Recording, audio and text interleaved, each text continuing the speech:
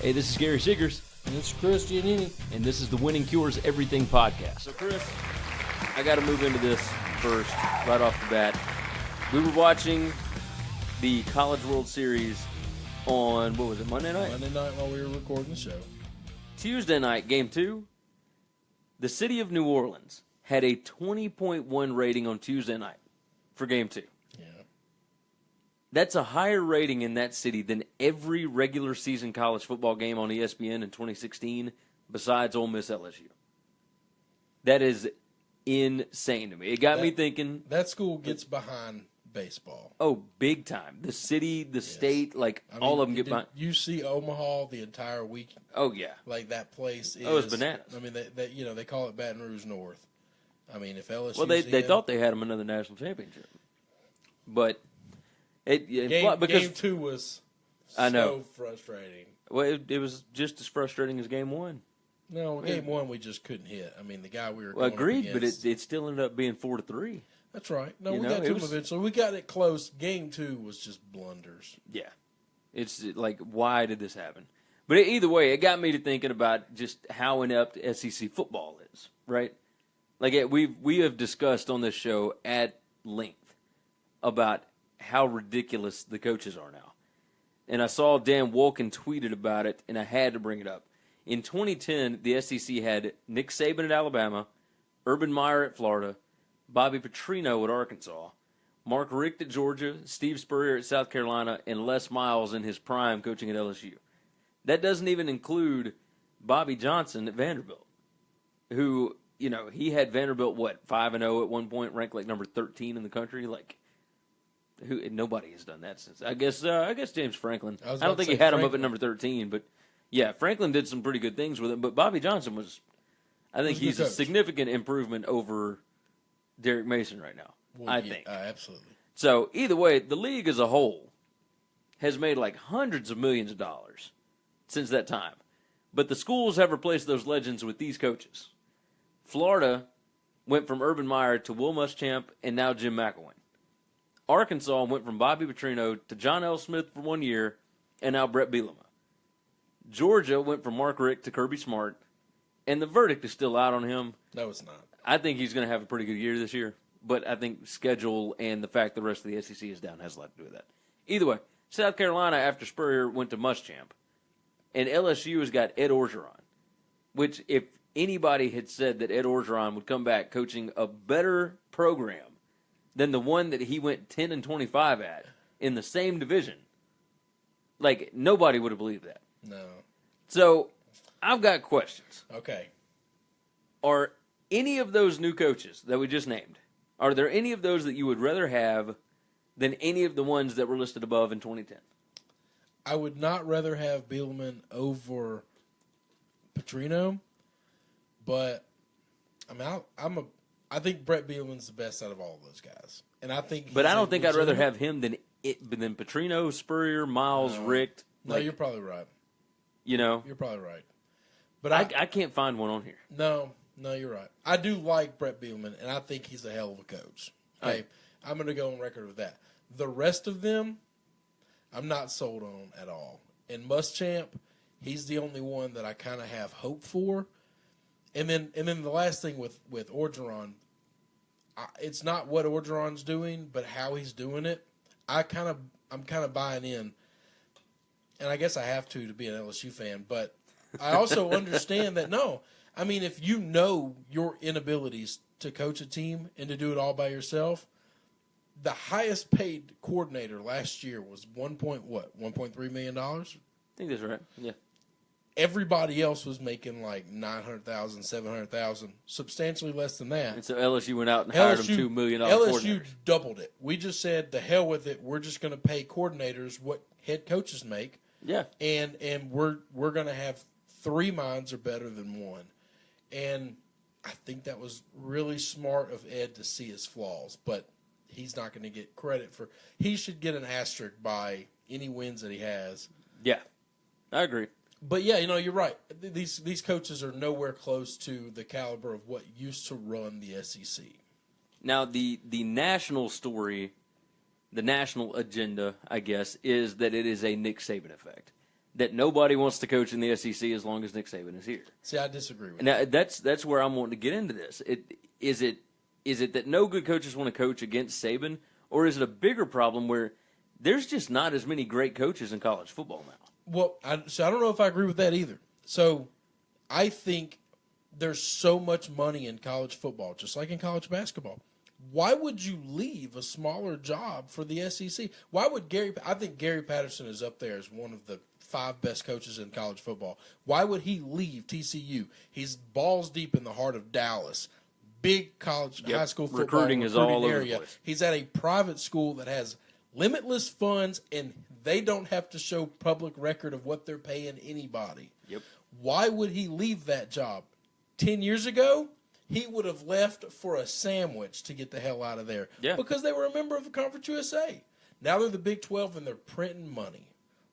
And so, even though the Big 12 is not the SEC or the ACC or the Big 10, or Pac-12, they're still making a lot of money, and he's making obscene. I think there's so much money involved. Why would you leave?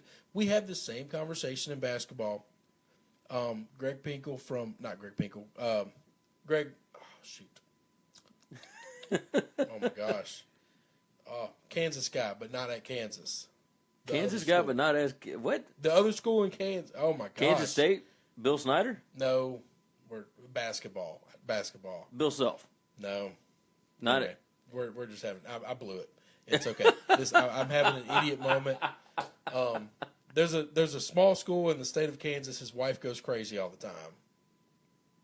I have no idea. You did a story on his wife being like drunk at a game, going nuts. Oh, Greg Marshall. Wichita State. State. There we go. See, bad. Why would he still be at Wichita State today? Why? Because there's so much bloody money. Well, in the schools, it depends on what school you're at, right? Florida Atlantic is never going to be able to pay Lane Kiffin enough if he gets offered, But the difference between Florida Atlantic and South Florida is the Grand Canyon. Yeah. And so if you got to a school like South Florida or Cincinnati and you could make $4 million, $5 million, why would you – and those aren't even Power 5 schools, man. I don't know that you could make that much at those schools. If they paid it, you could. Well, I mean, if they paid it, yeah, but it depends on boosters, not because they're not getting – the issue is the Power 5 schools, because there are great coaches in the Big 10 right now. Yes. There's good coaches in the Pac-12. Yes. There's good coaches in the ACC. It's all across the board. All the big-time coaches that have come up, I think, have flocked to the ACC, but I think it's just because timing. Those jobs have come open. Yeah. And Petrino went there with his tail between his legs and showed out. And got him ranked up to number 3 last year? But now we always talked about, well, would he leave to come back to the SEC? Why would he leave? Why would he take a Tennessee job or an LSU job or because at Louisville he can make $4 million. He can make the same amount of money any of these other schools can and nobody in the SEC is going to touch him anyway. Nope. But even if they were, but let's say he doesn't have the problem that he has. Yeah, there'd be no reason for him to leave. He's already in a Power 5 school. There's no reason. There's no reason at all. So I don't think it's everybody's afraid of Saban, and I don't think there's not great coaches around. Now I do think I will absolutely believe this to the day I die. I absolutely think Urban Meyer peed up. I got to spend time with my family. Family's the most important thing to me, and I'm having some health problems. And 9 months later, Ohio State job's open. I'm going to take that. Yeah. Yep. I'm going to work at ESPN for a little bit, and then I'm going to take the best job that comes up. For a weekend, and then I got the best job in the country. Yep. It's just ridiculous. Yeah. Goes 12-0 his first year. Yeah. How much you miss that family? So I don't buy it. I absolutely don't buy it. But we'll just have to see. I absolutely think he ran away from Saban. Yeah. But other than him, I don't think anybody else has ran away. Spurrier is an old man. Yeah. Spurrier's in his absolutely 70s, an old man. That makes sense. So his situation's just at some point in time you got to retire. Oh yeah. And replacing a legend's not easy. No, but it's the same thing with Petrino. It's hard to replace him because he has such a system offense. It takes years to now with Petrino. Yeah, that's when whenever you take over one of these run and shoot schools and you're a new coach, if you don't coach that way, it's going to take forever. Yeah, your organization needs to understand every offensive lineman you have is basically worthless to run any type of pro-style offense or even basic spread offense where you run the football. But vice versa, if you come in to a place that has been running like power, you can turn that into spread like that. Well, because those offensive linemen can block way better than anybody in a spread offense can normally block. You just need to go out and recruit receivers. Exactly. You get the quarterback, you get the receivers, and you can flip that switch immediately. Yeah, it is no problem. Yeah, so it's a quick fix, but, is it the right fix? Exactly. So, exactly. No, I don't think that everybody's afraid of Saban. But I agree with you. I do think that the SEC is down coaching-wise for the most part. Oh, hell yes. Absolutely it is. That's why for the last couple of years, they're always top-heavy. Yeah. Well, like most conferences. Yeah, and all of the conferences have 2 or 3 really good schools, and then everybody else is fighting to be middle of the pack. Yeah, and you've got places like the Pac-12 where, like, Colorado pops up every now and then or something like that. I mean, Ole Miss and Mississippi State popped up a couple of years ago, both of them. Yeah. But that was a one-year thing, and then the next year, and by even the end of that year, it kind of fell off, and it just is what it is. I'm not saying that the top-tier teams are always going to be the top-tier teams. In the Big Ten, Michigan State is perennially one of the best 3 teams in that conference. Last year, they had a terrible season. They fell off. Guess what? Penn State picked up. I think they're going to be just as bad this year.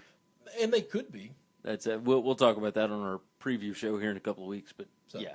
But yeah, big time. Interesting story, though. Oh, yeah. I mean, it's something we'll have to keep an eye on for sure. This is Gary Segars, your co-host and owner of Winning Cures Everything, the best sports blog and podcast in the South.